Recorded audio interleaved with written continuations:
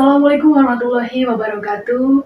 Halo, selamat pagi kawan Diska. Berjumpa kembali dalam program Info Sehat, informasi seputar kesehatan.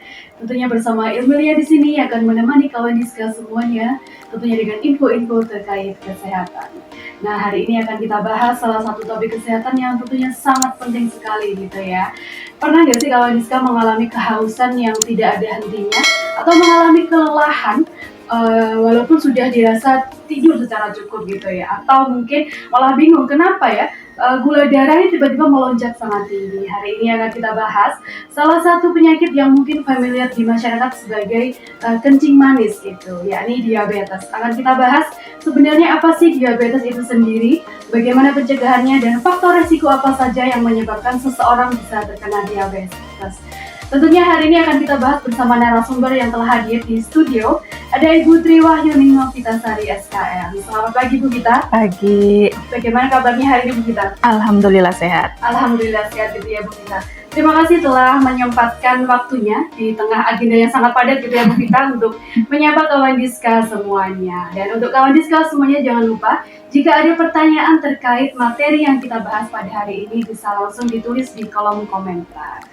Oke Bu Gita, hari ini kan akan kita bahas tentang diabetes gitu ya. Seperti yang kita tahu bahwa di bulan November ini kan diperingati sebagai Hari Diabetes Internasional gitu. Nah mungkin bisa dijelaskan Ibu Gita, tujuan dari peringatan Hari Diabetes ini sebetulnya apa? Iya, terima kasih.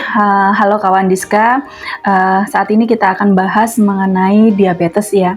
Kemudian juga diabetes ini diperingati di bulan November ini ya sebagai kegiatan Hari Diabetes Sedunia tahun 2025. Kita mengambil tema adalah diabetes across life stage. Jadi diabetes di setiap tahap kehidupan. Maksudnya apa ya? Jadi tujuan diadakan Hari Diabetes Mellitus Nasional ini adalah bertujuan untuk menekankan bahwa setiap orang yang hidup dengan diabetes ini harus memiliki akses ke pelayanan terpadu, lingkungan yang suportif, dan kebijakan yang mempromosikan kesehatan, martabat, dan pengelolaan diri. Kampanye ini menekankan pentingnya pendekatan sepanjang hidup untuk pencegahan, pengelolaan, dan kesejahteraan diabetes secara keseluruhan. Jadi penting banget buat kawan Diska, terutama yang sudah mempunyai penyakit diabetes, ini untuk meningkatkan kewaspadaan dan kesadaran masyarakat terhadap penyakit diabetes dengan menerapkan pola makan gizi seimbang. Kemudian juga meningkatkan kewaspadaan dan kesadaran masyarakat untuk melakukan deteksi dini faktor resiko apa saja yang bisa menyebabkan terjadinya diabetes. Kemudian meningkatkan kesadaran anggota keluarga ini untuk melakukan olahraga paling tidak 30 menit setiap harinya. Serta menghindari pola hidup sedentari yaitu malas gerak. Jadi harus tetap aktif kita untuk bergerak ya, jangan hanya rebahan saja. Kemudian juga mendorong anggota keluarga yang terkena DM ini untuk berobat secara teratur serta menjaga pola makan hidup sehat sehingga gula darahnya terkontrol. Melibatkan semua layanan kesehatan ini untuk meningkatkan akses pengobatan yang berkualitas untuk keluarga penderita DM dan mendorong semua mitra diabetes dan kelompok masyarakat ini untuk melakukan inovasi dalam pengendalian serta pencegahan diabetes mellitus. Jadi banyak kita ya tujuannya ya, salah satunya adalah mendorong gitu ya untuk masyarakat untuk bisa berperilaku hidup sehat gitu ya Bu Gita, dan betul. meningkatkan deteksi dini faktor resiko diabetes. Oke. Sebelum kita membahas tentang diabetes lebih lanjut gitu ya Bu Gita, mungkin bisa dijelaskan untuk capaian diabetes di Kota Madiun sendiri ini seperti apa Bu Gita? Iya. Jadi untuk kasus DM di Kota Madiun, kalau per Oktober kemarin ini kita sudah menemukan sekitar 6.612 kasus diabetes mellitus. Nah, berarti kalau penduduk kita itu sekitar 200, ini sudah ada 6.000. Wow. Nah, sudah ada 6.600. Artinya sudah berapa persen ini? Banyak persen ya Bu ya. Iya. Kalau tahun kemarin itu justru kita sudah menemukan sekitar 11.000. Wow. Angkanya sangat-sangat tinggi ya Bu Gita ya ternyata ya. Jadi sebenarnya diabetes ini banyak terjadi di masyarakat ya. Jadi penting banget buat masyarakat untuk bisa mengenali faktor resiko dan segera periksa. Jangan takut buat periksa, karena apa? Semakin dini kita mengetahui, semakin dini pula kita bisa melakukan pengobatan dan pencegahan. Oke, jadi karena tingginya angka DM ini ya di Kota Madiun gitu ya Bu Gita, jadi jangan takut untuk memeriksakan dirinya gitu ya ke fasilitas kesehatan gitu, karena mungkin masyarakat masih merasa takut gitu Bu untuk mengetahui status kesehatannya sendiri gitu. Kan sekarang juga banyak ya kita melakukan ini ya, kegiatan pada waktu kegiatan dengan Pak Wali atau kegiatan ini di mana nggak harus ke puskesmas. Betul. Waktu kemarin di kampung ya, WBR atau kemarin kegiatan ke kampung Kendali PTM ini juga kita melakukan pemeriksaan kesehatan gratis. Nah, monggo buat masyarakat Kota Madiun bisa dimanfaatkan sehingga bisa mengetahui status kesehatannya. Jadi tidak harus datang ke puskesmas gitu ya Bu ya, dengan memanfaatkan berbagai kegiatan yang dilaksanakan oleh dinas kesehatan di luar gitu ya Bu ya, jadi masyarakat tinggal datang saja gitu. Oke, mungkin kita lanjut nih Bu untuk diabetes sendiri. Mungkin bisa dijelaskan apa sih Bu sebenarnya diabetes mellitus ini? Iya, jadi diabetes mellitus itu didefinisikan sebagai suatu penyakit atau gangguan metabolisme kronis dengan multi etiologi yang ditandai dengan tingginya kadar gula darah, disertai dengan gangguan metabolisme karbohidrat, lipid, dan protein sebagai akibat insufisiensi fungsi insulin. Jadi fungsi insulinnya ini terganggu. Penyakit DM ini tidak dapat disembuhkan. Nah, ini yang harus digaris bawahi ya, tidak dapat disembuhkan, tetapi dapat dikendalikan agar tidak terjadi komplikasi. Ya, jadi kalau kita bicara DM, ini tentunya sudah banyak masyarakat yang kencing manis. Gula darahnya berapa? Nah, untuk status seseorang dikatakan DM, ini apabila gula darah puasa ini lebih dari sama dengan 126 mm per darah. Ya, jadi gula darah puasa ini lebih dari 126. Yang dikatakan diabetes. Diabetes, gitu ya, Bu ya? iya. Kalau 2 jam PP, jadi biasanya kan habis diambil yang puasa, kita biasanya disuruh makan ya. Disuruh makan, kemudian nanti setelah makan dihitung 2 jam, kemudian dicek lagi. Ini yang dikatakan 2 jam PP, itu lebih dari 200. Kemudian kalau ada lagi, ini adalah pemeriksaan HbA1c. Pemeriksaan HbA1c ini adalah untuk mengetahui metabolisme tubuh kita. Ya, selama 3 bulan itu bisa diketahui dengan pemeriksaan HbA1c yang dikatakan diabetes apabila HbA1c-nya lebih dari 6,5. 6,5 gitu ya? Iya, 6,5. Kemudian apabila juga kalau pemeriksaan gula darah sewaktu, jadi nggak pakai puasa. Misalnya kawan Diska datang, aku nggak puasa, tapi juga bisa diperiksa. Itu ada kegiatan gitu ikut. Iya, tiba-tiba ikut itu juga bisa. Itu dikatakan gula darah sewaktu itu apabila lebih dari 200. Tapi dari 200 bisa dikatakan diabetes gitu. Iya, betul. Kalau untuk glukosa darah puasa tadi Bu, puasanya itu apakah berapa jam Bu sebenarnya? Kalau puasa kan biasanya kita mulai minimal 8 jam ya. Biasanya dimulai dari jam 10 malam ya. Kemudian diambil pagi harinya itu hanya boleh minum air putih. Seperti itu. Walaupun minumnya air, tapi ditambahin gula ini juga nggak boleh. Ini namanya bukan puasa. Nah, gitu ya, walaupun cuma minum tapi ada gulanya gitu ya kawan Diska. Oke, kemudian yang disebutkan dengan pradiabetes ini seperti apa Bu? Iya, jadi saat ini kita juga sudah mulai concern ya ke pradiabetes. Karena masyarakat ini juga harus mulai waspada apabila sudah masuk pada kondisi pradiabetes. Pradiabetes ini adalah suatu kondisi di mana kadar gula darah ini berada di atas normal, tetapi belum masuk pada kriteria diabetes mellitus. Jadi sudah untuk mau masuk. Nah, ini yang harus diwaspada. Iya. Nah, ini yang kita pengen masyarakat ini, oh, tadi sudah ada diabetesnya 200 ya. Berarti kalau yang di bawahnya ini harus mulai waspada. Jangan sampai pola makannya yang nggak teratur diteruskan, akhirnya malah jadi nanti dia akan masuk ke kondisi diabetes seperti itu. Nah, untuk pradiabetes ya, jadi untuk gula darah puasa, kalau gula darah puasa itu dikatakan normal apabila kurang dari 100. Kurang dari 100 gitu. Ya, kalau normal. Kalau pradiabetes itu adalah 100 sampai dengan 125. Tadi kan diabetesnya berapa? 126. Nah, ini 100 sampai dengan 125. Ini sudah dikatakan pradiabetes. Kemudian gula darah 2 jam PP ya. Kalau normal itu adalah di bawah 140. Kalau diabetes itu tadi dikatakan lebih dari 200. Kalau pradiabetes ini berarti 140 sampai 199. Ya. Kemudian untuk HbA1c. Untuk HbA1c dikatakan normal apabila kurang dari 5,7.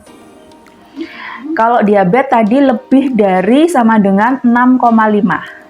Berarti untuk pradiabetes ini adalah di angka 5,7 sampai dengan 6,4. Ini sudah dikatakan pradiabetes. Kemudian gula darah sewaktu. Gula darah sewaktu dikatakan normal apabila kurang dari 140. Ya, sama kayak yang 2 jam PP tadi ya. Kurang dari 140. Dikatakan diabetes apabila lebih dari 200. Kalau dikatakan pradiabetes itu adalah apabila gula darahnya berkisar di angka 140 sampai 199. Jadi bedanya di situ ya Bu ya. Iya. Tapi kalau kita lihat bedanya mungkin marginnya sedikit gitu ya Bu. 199 ke 200 kan cuma satu gitu ya Bu ya. Padahal kita mikirnya wah di bawah 200 gak apa-apa lolos aja gitu kan, salah ya Bu ya berarti ya. Tapi Iya. sudah masuk ke pra.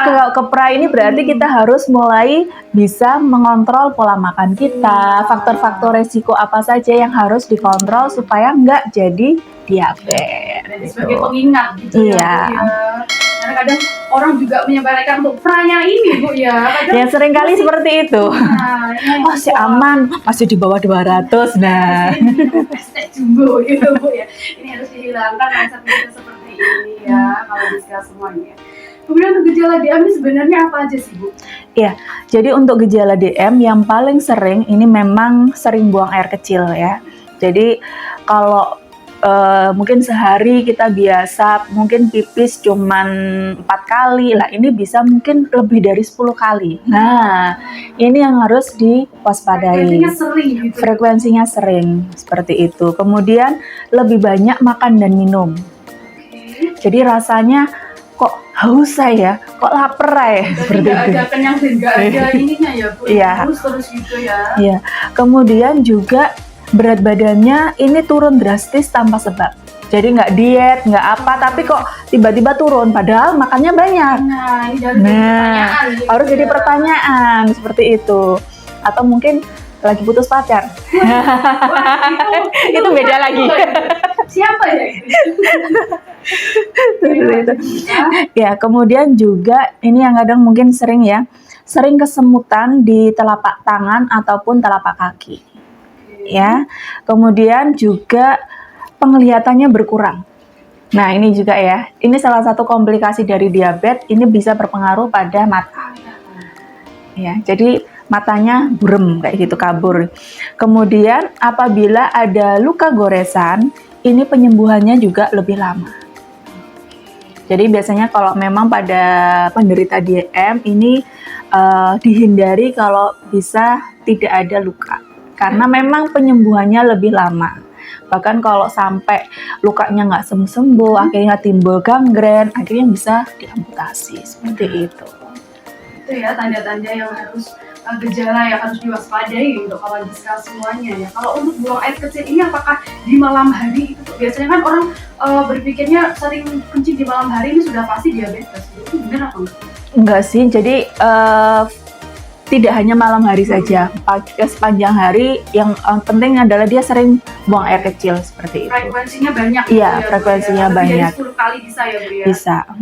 Oke, kemudian Ibu kalau jenis diabetes sendiri ini apa aja sih Bu sebenarnya? Iya, jadi DM ini kita ada 3 jenis ya. Jenis yang pertama itu adalah DM tipe 1, di mana ini tubuh tidak dapat memproduksi insulin sama sekali.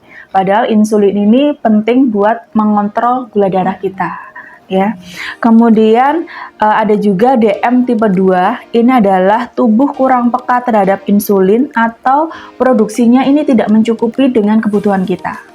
Jadi kurang untuk insulinnya, sehingga biasanya ada yang pengobatannya sebelum makan dia harus disuntik insulin dulu, seperti itu.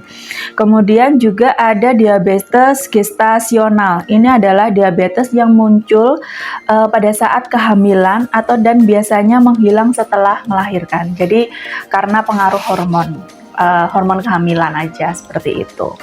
Jadi ada 3 jenis untuk diabetes sendiri gitu ya Bu ya. Untuk penentuannya harus dokter gitu. Dokter ya, yang lebih paham adalah dokter, seperti itu. Orang kan mikirnya ini diabetes kering, diabetes basah gitu ya Bu ya. Oke, jadi penentuannya harus tetap ke tenaga kesehatan gitu ya. Untuk selanjutnya Bu Gita, untuk penyakit komplikasi dari DM ini sebenarnya ada nggak sih? Ada, jadi banyak sekali komplikasi yang diakibatkan dari DM. Bahkan DM ini kadang disebut adalah silent killer. Seperti itu.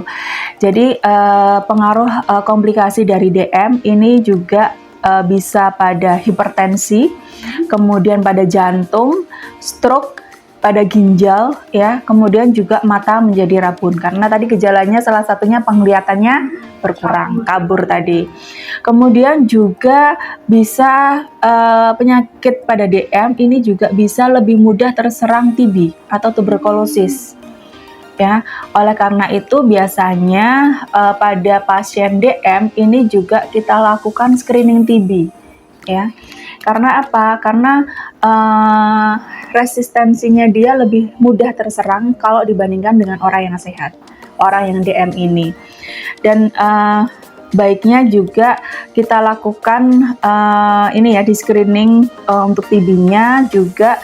Pasien TB ini juga kita lakukan screening DM juga. Jadi saling saling cross check seperti itu. Dan sebaiknya pasien DM ini juga dilakukan screening TB dengan foto torak seperti itu di seluruh vaskes di Kota Madiun, seperti itu. Jadi saling cross check gitu ya Bu ya. Untuk komplikasi sendiri sebenarnya bisa dicegah nggak sih Bu? Bisa. Jadi komplikasi diabetes ini biasanya dapat dicegah dengan melakukan hal-hal penting seperti ini ya. Jadi yang penting adalah minum obat secara teratur sesuai dengan ketentuan oleh dokter atau petugas kesehatan ya. Kemudian mengetahui dengan teratur tingkat gula darah untuk pergi dengan tes rutin atau check up sendiri.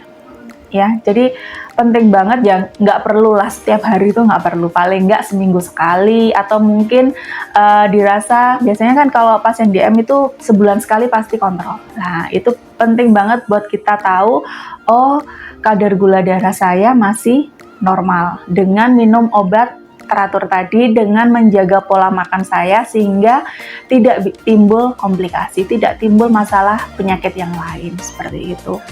Kemudian makan yang sehat, lebih banyak sayuran dan buah, kurangi lemak-lemakan, gula, kurangi makanan asing, dan tetap aktif secara fisik. Jadi melakukan aktivitas fisik tadi paling tidak 30 menit setiap harinya. Tetap waspada untuk infeksi kulit dan gangguan kulit, kemudian pergi untuk pemeriksaan mata secara teratur. Perhatikan apabila ada rasa kesemutan, ya, rasa terbakar, atau hilangnya sensasi atau luka pada bagian bawah kaki. Kalau bisa segera mendapatkan penanganan seperti itu. Jadi intinya mungkin ini ya, disiplin untuk kontrol gitu ya, minum obat dan jangan lupa juga untuk olahraga gitu. Jadi disarankan olahraga gitu ya Bu ya, untuk dari tadi ini sendiri. Jadi jangan sedentary lifestyle tadi ya Bu. Jadi jangan rebahan. Nah gitu ya, setiap hari harus 30 menit. Paling tidak jalan lah. Nah, harus sama Bu Gita nih, yang tiap hari jalan terus pokoknya ya. Oke, kemudian faktor risiko diabetes sendiri sebenarnya apa sih? Ya, jadi faktor risiko DM ini kita bagi menjadi 2 faktor risiko ya, yang bisa dirubah dan yang tidak bisa kita rubah. Nah, yang bisa dirubah ini yang harus kita yang harus kita tekan ya. Yang pertama adalah obesitas. Obesitas gitu ya. Iya. Kemudian kurang aktivitas fisik. Nah, tadi ya, jadi harus mager-mageran gitu ya, nggak boleh mager. Kemudian hipertensi atau tekanan darah. Kemudian dislipidemia, riwayat penyakit jantung, diet tidak seimbang, kemudian merokok ataupun terpapar asap rokok. Jadi ini semua masih bisa kita usahakan seperti itu, kalau bisa dihindari. Nah, kalau yang tidak bisa dirubah, ini adalah usia. Nah, kita nggak bisa kan mau muda terus, gitu ya, muda terus nggak bisa, terutama yang usianya lebih dari 40 tahun. Ya, ini lebih beresiko. Kemudian apabila ada riwayat DM dalam keluarganya, jadi ada genetik keturunan. Misal bapak ibu punya sakit DM. Nah, ini yang perlu diwaspadai. Berarti kita bisa kena DM dari faktor keturunan genetik tadi. Ya. Jadi ya paling tidak kalau kita sudah tahu, oh, orang tuaku atau mbahku ada genetik gitu ya, dari keturunan itu sudah ada genetik, berarti kita harus pintar-pintarnya menjaga pola hidup kita seperti itu. Kemudian juga riwayat kehamilan dengan DM ya, jadi tadi yang ada DM gastronati yang tadi ya, jadi DM pada saat hamil. Nah, kalau dia mungkin pada hamil ternyata timbul DM, nah ini yang harus kita waspadai juga. Kemudian riwayat melahirkan anak dengan berat badannya lebih dari 4 kilo. Kan gede, ya kan rasanya bayinya gede, udah gede banget. Kemudian juga riwayat lahir dengan berat badan bayi kurang dari 2,5. Nah, ini yang kelebihan tidak baik, kurang juga nggak boleh. Nah, yang harus pas gitu ya Bu ya. Oke, jadi faktor resikonya ini ada yang dapat diubah dan tidak dapat diubah. Iya, betul. Saya tertarik dengan yang obesitas gitu ya Bu ya. Sebenarnya apa sih hubungan obesitas dengan diabetes mellitus ini sendiri? Iya, jadi obesitas ini akan meningkatkan resistensi dari insulin itu sendiri, sehingga gula darah ini akan lebih sulit untuk dikendalikan. Nah, jadi untuk kawan diskusi semuanya yang dirasa saat ini obesitas itu mungkin bisa diawali dengan menjaga pola makan dan olahraga tipis-tipis dulu, gerak aja dulu gitu ya Bu ya. Iya, betul. Oke, kemudian untuk rokok sendiri apakah berpengaruh juga Bu pada diabetes? Iya, jadi merokok ini akan meningkatkan resiko komplikasi pada penyakit jantung maupun stroke. Nah, ini juga tentunya akan berpengaruh pada DM itu sendiri. Kalau untuk diabetes sendiri berarti yang disebut tadi tidak bisa sembuh tapi bisa dikendalikan gitu ya Bu? Iya. Oke, untuk peran HbA1c dalam pemantauan DM sendiri seperti apa sih? Jadi untuk HbA1c ini adalah menunjukkan rata-rata kadar gula darah kita selama 2-3 bulan terakhir. Jadi untuk mengetahui metabolisme tubuh kita. Nah, banyak kadang ini ya, orang itu pergi, oh aku besok mau cek darah. Mau medical check up, istilahnya mau medical check up ya. Terus makannya ditoto, minum obatnya nggak lupa. Hamil satunya ya Bu? Iya, minum obatnya selalu nggak lupa, paling nggak sehari 2 hari. Nah, kalau HbA1c itu nggak bisa kebohongan, nggak bisa dibohongi karena itu adalah mengukur metabolisme kita selama 2-3 bulan terakhir. Pasti akan ketahuan. Gitu ya Bu? Ya banyak sekali kadang gini, mungkin yang ini ya, contohnya adalah pada jamaah haji. Nah, pada jamaah haji kalau yang sebelum tahun 2024 itu tidak dilakukan pemeriksaan HbA1c. Baru di tahun 2024 itu dilakukan pemeriksaan HbA1c. Sehingga banyak yang akhirnya belum istitoah karena nilai HbA1c-nya melebihi dari ketentuan. Karena rata-rata kadang yang gitu, masyarakat kan jamaah banyak yang sudah sepuh ya, sudah lansia, kadang nggak jaga pola makannya. Sudah tahu punya DM, tapi ternyata minum obat secara rutin, akhirnya ketahuannya di HbA1c. Meskipun sebenarnya gula darahnya dia sudah normal tadi, ngakalinya gitu. Nah, gitu. Jadi bisa, jadi itu pemantauan memang menggambarkan metabolisme tubuh kita seperti apa. Jadi memang lebih akurat kalau kita memakai HbA1c dibanding dengan pemeriksaan gula darah. Gula darah sewaktu atau yang tadi ya Bu? Iya, meskipun yang puasa itu juga lebih akuratan kalau kita memakai yang HbA1c seperti itu. Kalau untuk yang jamaah haji tahun ini Bu sudah menggunakan HbA1c ya Bu berarti ya? Ya sudah. Oke, jadi tidak bisa nih ya kalau misalkan disetting kemarin-kemarin karena riwayatnya ini tercatat 2-3 bulan gitu ya Bu ya, Iya. untuk riwayatnya pola hidupnya seperti apa gitu. Oke. Kemudian bagaimana sih Bu orang dengan diabetes ini tahu bahwa penyakit mereka terkontrol dengan baik gitu? Iya, kalau terkontrol, jadi ya itu tadi minum obat secara teratur. Kemudian juga kita lakukan cek gula darahnya, baik itu dengan pemeriksaan tadi gula darah puasa sewaktu atau 2 jam PP atau dengan HbA1c. Yang penting adalah masih dalam batas yang normal. Dalam artian kalaupun sudah diabetes, dia harusnya minum obat kan berarti gulanya harusnya tetap terkontrol. Tapi kalau misalnya gulanya kok masih tetap tinggi, nah ini harus dikonsultasikan kembali ke dokter. Harus dikonsultasikan Iya, kembali, gitu. kalau harusnya kan sudah didiagnosa DM, dia minum obat, harusnya gula darahnya terkontrol. Kalau enggak, ya berarti ada yang salah, ya harus kita cari, ya salahnya di mana, seperti itu. Kemudian Bu, kalau misalkan tadi kan disebutkan bahwa diabetes ini kan ada diabetes gestasional gitu Iya, ya, yang beresiko untuk terkena diabetes gestasional ini apakah ibu hamil saja? Jadi setiap perempuan ini bisa mengalami diabetes gestasional, tetapi beberapa perempuan ini memiliki resiko yang lebih tinggi ya.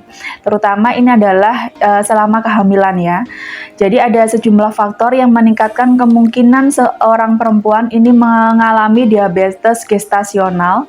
Faktor-faktor ini meliputi usia lebih tua dari 25 tahun, kemudian kelebihan berat badan sebelum kehamilan, mempunyai riwayat keluarga yang diabetes juga, riwayat kadar glukosa darahnya juga meningkat, kemudian ada episode aborsi yang berulang atau lahir mati, atau punya riwayat melahirkan dengan bayi besar atau mengalami sindrom ovarium polikistik. Nah, ini yang beberapa faktor resiko yang menyebabkan terjadinya diabetes gestasional. Jadi apakah bisa dikatakan bahwa perempuan ini lebih banyak terkena DM Bu daripada lelaki gitu Bu?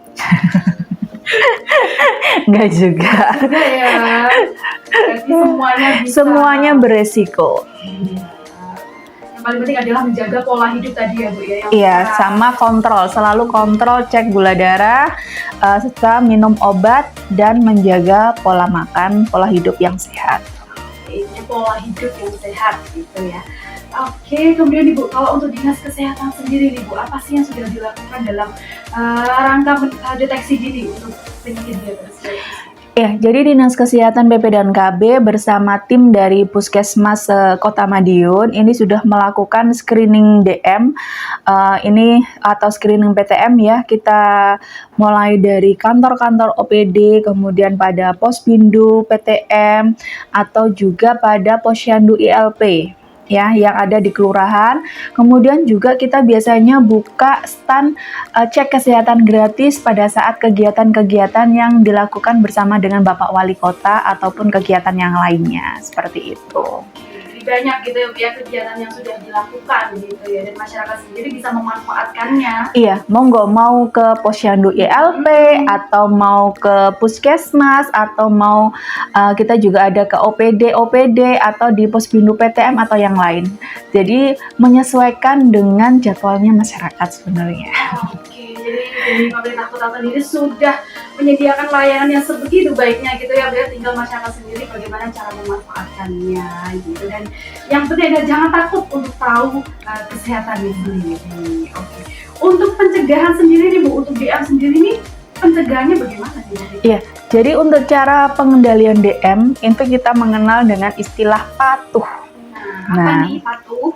Patuh itu apa? P di sini adalah periksa kesehatan secara rutin dan ikuti anjuran dari dokter. Kemudian A, patuh A ini adalah atasi penyakit dengan pengobatan yang tepat dan teratur. T ini adalah tetap diet dengan gizi yang seimbang. Kemudian U, upayakan aktivitas fisik dengan aman. Dan H yang terakhir adalah hindari asap rokok, alkohol, dan zat karsinogenik lainnya. Oke, jadi patuh ini ada singkatannya gitu ya Bu ya, bukan hanya sekedar patuh gitu ya. Oke, kemudian Ibu kalau untuk pengaturan pola makan pada penderita DM ini seperti apa sih? Iya, jadi untuk pola makan pada penderita DM ini yang penting adalah seimbangkan kadar gula darah dengan diet dan ikuti cara memasak yang sehat. Ya, jadi kurangi asupan kalori, kurangi porsi makan, bukan frekuensi makan. Oke, jadi makannya tetap gitu ya Bu? Makannya tetap 3 kali sehari, tapi porsinya yang dikurangi. Kalau biasanya mungkin nasinya 3 cantong. Nah, pakai kerupuk satu rantang Bu ya. Ini dikurangi. Mungkin hanya 1 atau 1,5. Paling tidak ya mungkin yang biasa 3 mungkin dikurangi dulu 2. Setelah itu udah perlahan jangan langsung terus langsung Bu ya. Jangan kita yang pusing ya. Langsung ya. Kemudian batasi makanan yang kaya karbohidrat dalam makanan, yaitu kurang lebih hanya 55-60%. Ya, jadi ingat ya, karbohidrat itu bukan hanya nasi. Nanti nasi lauknya mie. Perkedel gitu ya Bu, ini salah juga ya Bu ya. Seperti itu. Jadi karbohidrat itu apa aja? Itu yang harus kita pahami seperti itu. Jangan ya kita dari udah makannya nasi, lauknya mie, habis itu pakai kerupuk gitu ya Bu, kalori semua ya. Kemudian perbanyak makanan yang kaya serat ya. Kemudian batasi konsumsi lemak kurang dari 30% dari komposisi makan. Pilih makanan yang rendah kadar lemak, misalnya adalah ikan, daging tanpa lemak, atau ayam tanpa kulit. Padahal kulit paling enak ini. Ayam ikan crispy ya, apalagi begitu tahu saus nih, enak. Biasanya kadang disisihkan, ini makannya yang terakhir. Makannya terakhir gitu ya, nggak harus dikasih ke yang lain. Kemudian masak makanan dengan cara direbus atau dipanggang, bukan digoreng. Nah, dari minyak goreng berarti ya Bu ya? Iya. Kan sudah banyak yang sekarang yang menjual ini ya, rebusan polo pendem. Nah, itu juga sehat itu. Sarapan pagi gitu ya Bu ya? Ya. Jika ingin membuat kue atau cake, gunakan margarin sebagai pengganti mentega. Ya. Kemudian jika mengkonsumsi susu, pilih susu non-fat, low fat atau skim. Ya, susu segar yang pada bagian atas kepala susunya sudah dibuang, seperti itu. Kemudian batasi hindari makanan yang kaya lemak. Contohnya daging berlemak, ya, sop buntut, soto sulung, cake, keju atau makanan yang gurih bukan karena penyedap rasa, seperti itu. Jadi pengaturan dalam pola makan ini sangat berpengaruh juga gitu, berpengaruh sekali gitu ya. Iya, ya. Penting banget. Semua penyakit itu sebenarnya tergantung dari pola makan kita. Jadi jangan semuanya walaupun masih muda, masih dirasa belum sakit, semuanya dimakan gitu adalah pola pikir yang harus diubah gitu ya untuk kawan Diska semuanya. Oke nih Bu, untuk selanjutnya Bu, kalau tadi kan ada patuh gitu ya Bu, kalau ada cerdik ini apa Ibu sebenarnya? Iya, cerdik ini adalah apabila kita cek kesehatan secara rutin. Ya, kemudian enyahkan asap rokok, rajin aktivitas fisik, diet seimbang, istirahat cukup, dan kelola stres. Wah, stres jadi tidak boleh stres gitu ya, Bu, Iya, ya. nggak boleh stres, kita harus bahagia. Nah, gitu. Walaupun dirasa hatinya menangis gitu ya, Bu, ya. Tetap harus bahagia. Olahraga ini juga bisa membuat orang bahagia ya, Bu, ya? Iya, bisa. Karena kalau tubuh kita ini mengalami stres, ini produksi serotonin kita akan terganggu sehingga menyebabkan kemampuan tubuh ini untuk memproduksi insulin ini akan berkurang. Padahal insulin ini dibutuhkan pada pengendalian diabetes. Jadi pentingnya untuk olahraga gitu ya, kalau semuanya. Karena saya sendiri kalau misalkan lagi jenuh apalagi gimana tidak sedikit gitu ya, Bu, ya. Kemudian saya dibawa jalan atau olahraga ini tiba-tiba langsung gembira lagi gitu ya, Bu. Tidak lagi galau gitu, Bu, ya. Jadi sekali kalau semuanya jangan lupa untuk menerapkan pola hidup sehat dan olahraga itu sekali. Gitu, oke. Kemudian yang terakhir, Bu, mungkin pesan yang ingin disampaikan di hari diabetes. Iya, buat kawan Diska ya, terutama pada kehidupan pada penderita diabetes ya. Diagnosa diabetes ini dapat mempengaruhi aspek kehidupan seseorang dan jika tidak dikelola dengan baik, ini akan berdampak negatif pada kesejahteraan individu, keluarga, dan masyarakat. Kemudian untuk tenaga kesehatan ya, jadi perkuat edukasi, deteksi dini, pendampingan berkelanjutan bagi pasien diabetes di setiap tahap kehidupannya, serta tingkatkan kapasitas tentang diabetes sehingga mampu memberikan layanan yang terbaik bagi pasien diabetes. Dan untuk masyarakat, terutama untuk kawan Dista ya, kenali tanda dan gejala dari diabetes, lakukan screening atau deteksi dini, hindari faktor resiko diabetes, lakukan pola hidup sehat, pengobatan yang teratur jika terdiagnosa diabetes untuk hidup yang sejahtera. Oke, pesannya ada 3 gitu ya, Bu, ya, berarti ya. Dan mungkin tagline-nya lebih baik mencegah daripada mengobati. Iya, betul sekali. Oke, terima kasih Bu Vita untuk materi yang telah disampaikan pada hari ini. Semoga bisa bermanfaat nih ya untuk kawan Diska semuanya.